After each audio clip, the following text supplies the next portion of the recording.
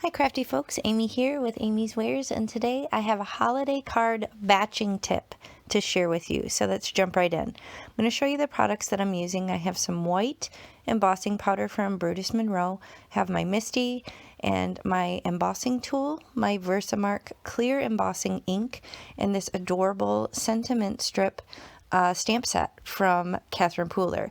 Now, I haven't used this yet, but I do have Christmas cards on the mind. I do tend to make around 100 of them, give or take. So I'm always looking for ways to batch my process and make it quicker. Here's a photo hinting at what I'm going to show you today. But basically, I looked at the stamp set and I loved how uniformly they were lined up in the packaging, and I thought, that will save me some time if I can just stamp all this right from the packaging and not take them off and then just cut them into strips. So that's what I'm going to do. You're going to see I'm going to fumble a little bit trying to tape this down, but ultimately the goal is to save time and create a bunch of sentiment strips with these adorable sentiments and be able to customize them on demand as I'm making my holiday cards. So like I said, I make a bunch. I don't do the same design for all of them just because I would get bored. However, I do like to kind of work in chunks, maybe make, a couple or 5 or 10 even of a certain design before I move on to the next. So what you see me struggling with here, I have a half a sheet of 110 pound Neenah Classic Crest Solar White. Now you do want to use a thicker cardstock for this just because, well, you'll see why, but you trust me and use a thicker cardstock. And then I'm just taping this down with my mint tape.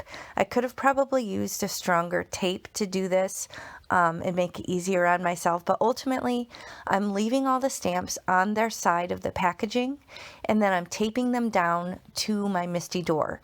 And here you can see I'm just conditioning the stamps with my hand because I haven't used them before, and I want to get that manufacturer's goo off of it so I get a nice even impression, and you can see it's kind of shifting around. So I do come back in and add more tape just to kind of hold it down because I don't want it to fall. But I'm going to line up this half sheet of cardstock in my Misty, and then I'm going to stamp everything down with the clear embossing ink and emboss in white. Now you may wonder why I'm going to do it in white.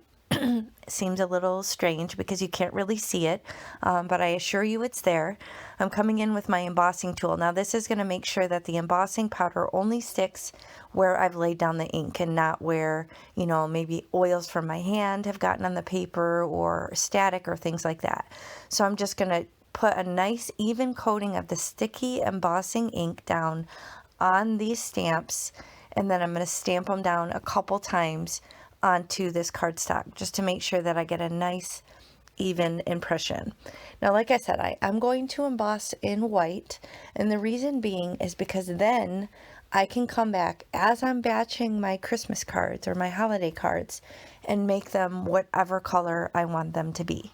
I can use the same inks that I use in my design on the card and have a perfectly matched sentiment strip to go with the card. Now, I don't have a lot of colored cardstock. If you have a lot of colored cardstock, you could do the same exact thing and maybe just do one of red or one of green or one of blue, whatever you think your color scheme is going to be on your holiday cards, and save a lot of time. But I'm saving time by not pulling all of these stamps off individually, and I'm saving time by being able to customize the colors as I need them in my card making process. So it's kind of hard to see, but I did stamp these all down with the clear embossing ink, and now I'm coming in with my white embossing powder. This is Alabaster from Brutus Monroe, and I'm just going to coat this all over this entire piece of cardstock. I typically make a mess with my embossing, but I'm trying really hard to get it back in the container and not all over my desk, but if I'm honest, I'm a train wreck when it comes to embossing. Let's just be real. So once I get a nice even coating a couple times over, then I'm going to get my heat tool nice and hot, and then I'm going to cook this embossing powder until it's shiny. Like I said, you aren't going to see much on the screen, but I assure you it's there. And when you're working on it, you can absolutely see it much easier. You see that it turns to like a sheen, glossy color, and then you know that it's embossed.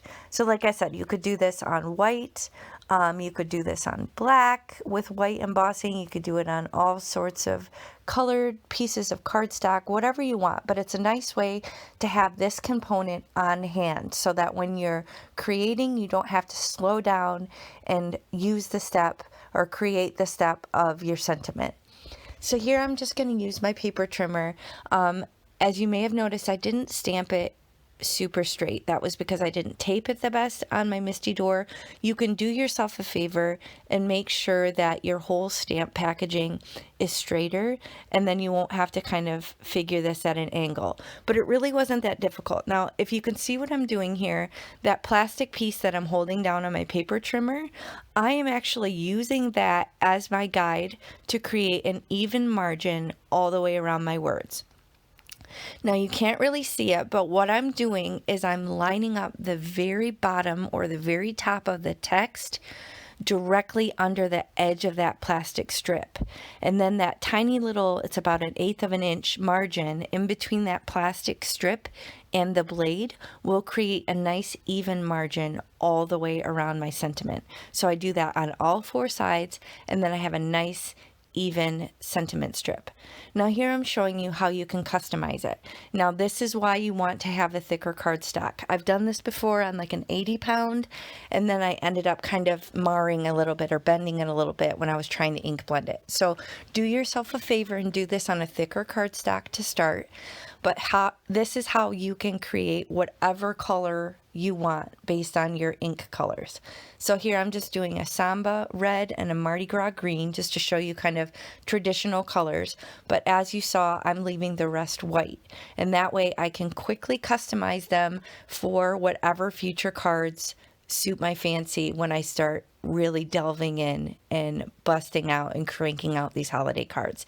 Now I haven't started yet. I'm still kind of in this preparation stage.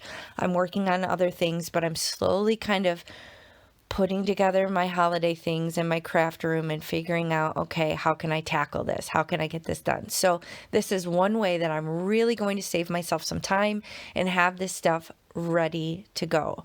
So here's another option. If you have any little sentiment strip dies like this, you could figure out what one works in that space and cut them out this way as well if you're not comfortable, cutting them out with your paper trimmer. Another thing, if you have a straight edge like a ruler and I can't think of the word, like a knife, a craft knife, I'm not awake yet. Anyway, if you use a craft knife and a straight edge, that's another way that you could certainly cut those out. So I hope you enjoy this time-saving tip, and this helps you with all your card making, but especially your holiday cards if you're feeling overwhelmed. So if you found this helpful, please hit the thumbs up. I have more videos below here for you to check out, and thanks for watching. Bye.